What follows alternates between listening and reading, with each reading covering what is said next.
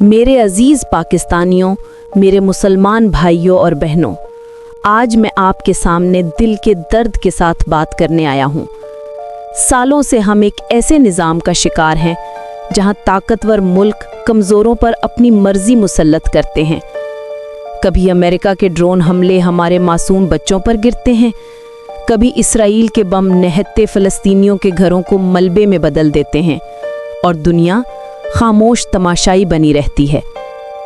मैं पूछता हूँ, क्या मुसलमान का खून इतना सस्ता है? क्या इंसाफ सिर्फ मगरिब के लिए है? क्या इंसानी हकूक़ सिर्फ उनके शहरियों के लिए हैं? ये वो सवाल हैं जिनके जवाब आज दुनिया को देने होंगे।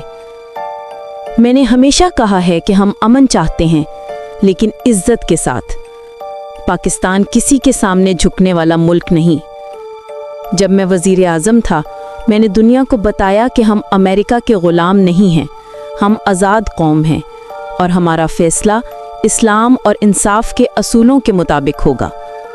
हमने ड्रोन हमलों की मुखालफत की क्योंकि ये सिर्फ हमले नहीं थे, ये इंसानियत पर हमले थे। हज़ारों बेगुनाह लोग मारे गए, बच्चे यतीम हुए, औरतें बेवा हुईं, लेकिन किसी ने उनके लिए आवाज़ नहीं उठाई। और जब हम बोले तो हमें कहा गया कि ये आलमी सियासत है।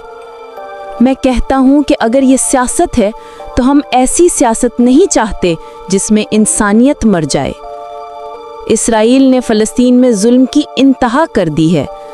माँ बाप के सामने बच्चों को शहीद किया जा रहा है, मस्जिद अक्सा पर हमले किए जा रहे हैं और दुनिया के बड़े मुल्क खामोश हैं।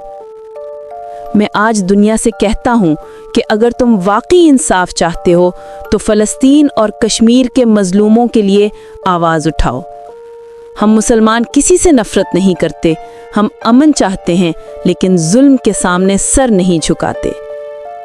हमें अपने नौजवानों को ये समझाना होगा कि इस्लाम हमें ग़ुलामी नहीं, इज़्ज़त और ख़ुददारी सिखाता है।